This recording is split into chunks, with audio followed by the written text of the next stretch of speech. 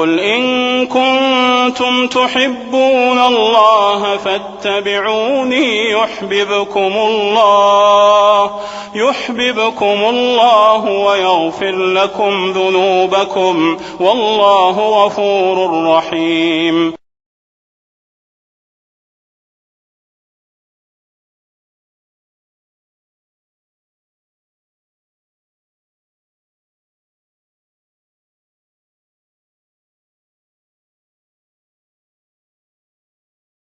After the death of the Prophet ﷺ, the Muslim community continued to grow rapidly under the leadership of the companions of the Prophet, Abu Bakr, Umar, Uthman, and Ali.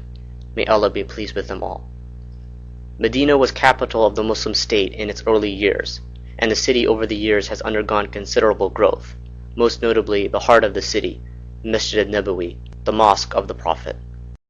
Masjid-e-Nabavi today, after numerous expansions, lies in the area that used to be the entire city of Medina proper, highlighted in blue. At the time of the Prophet ﷺ, the major graveyard, therefore, Al-Baqi, was on the margin of the old city. The graveyard itself has been expanded over the years, but its original part, highlighted here, is what existed during the early Muslim community. The Prophet ﷺ would visit Al-Baqi and pray for the people buried here, and on several occasions indicated the great virtue of this graveyard. In Al-Baqi lies many of those closest to the Prophet ﷺ, with his daughter Fatima and grandson Hassan to the right, his other daughters in the middle, and his wives on the left. Only two of the Prophet ﷺ's wives are not buried here. Maymuna radiallahu anha is buried on the route towards Mecca, in a place called Saraf, buried at the same place where she had married the Prophet ﷺ. Khadija radiallahu anha, the first wife of the Prophet ﷺ, is buried in Mecca. The Prophet ﷺ spoke of the virtue of Masjid-e-Nabavi on many occasions. A prayer in Masjid-e-Nabavi is better than 1,000 prayers in any other mosque, except Masjid al-Haram in Mecca. Due to its immense importance, we will now look into more detail into Masjid al-Nabawi, for this was the center of the life of the Prophet ﷺ.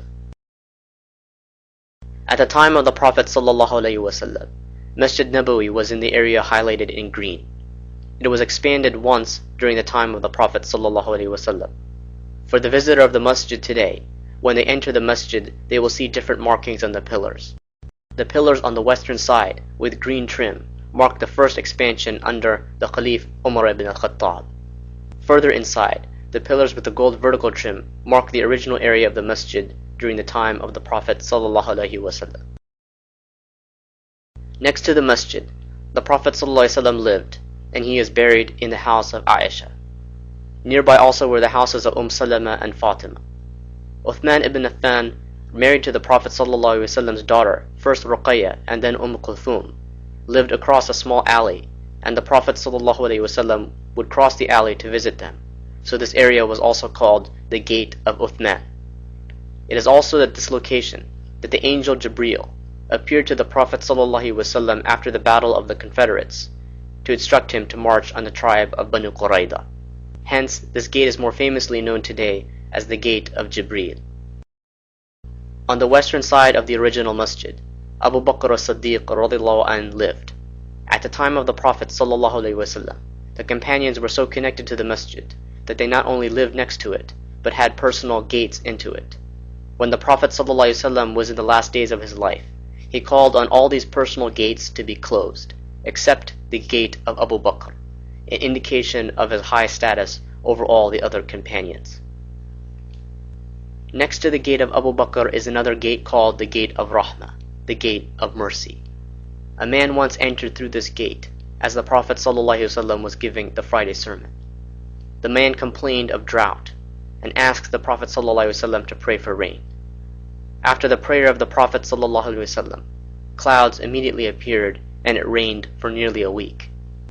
That next Friday, the same man came during the Prophet's Friday sermon and asked for the rain to stop. The Prophet ﷺ prayed again, the clouds disappeared, and the rain stopped immediately.